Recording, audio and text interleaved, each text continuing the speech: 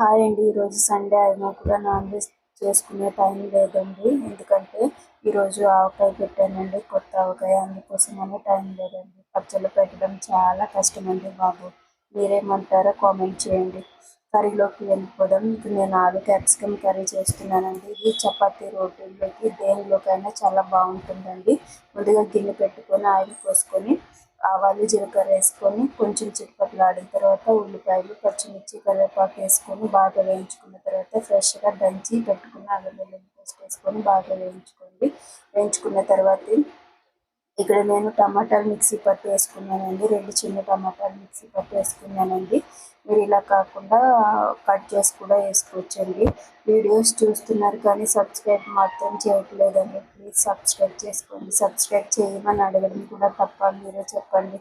అదే మీ ఇంట్లో వాళ్ళు అయితే సపోర్ట్ చేయకుండా ఉంటారా?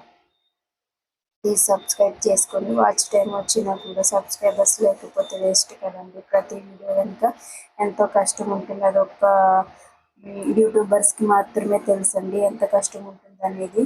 బాగా ఉడికించుకుని నేను ఇక్కడ ఆలు ముందుగా ఉడికించుకొని పెట్టుకున్నానండి. అందులోనే చిన్న క్యాప్సికమ్ ఉంటే వేసేసుకున్నానండి. కొంచెం ఉప్పు వేసుకొని కలుపుకొని మూత పెట్టుకోవాలండి. ఇలా ఆయిల్ సపరేట్ అయ్యేంత వరకు ఉడికించుకున్న తర్వాత కరివేపాకు, ధనియాల పొడి, కారం వేసుకొని బాగా కలుపుకోవాలండి. మేము డైలీ అయితే 1 స్పూన్ వేసుకుంటామండి కారం. కానీ ఇక్కడ ఆలు కొంచెం స్వీట్ ఉంటుంది కాబట్టి 2 స్పూన్స్ వేసానండి. మీరు తినే కారాన్ని బట్టి వేసుకోండి.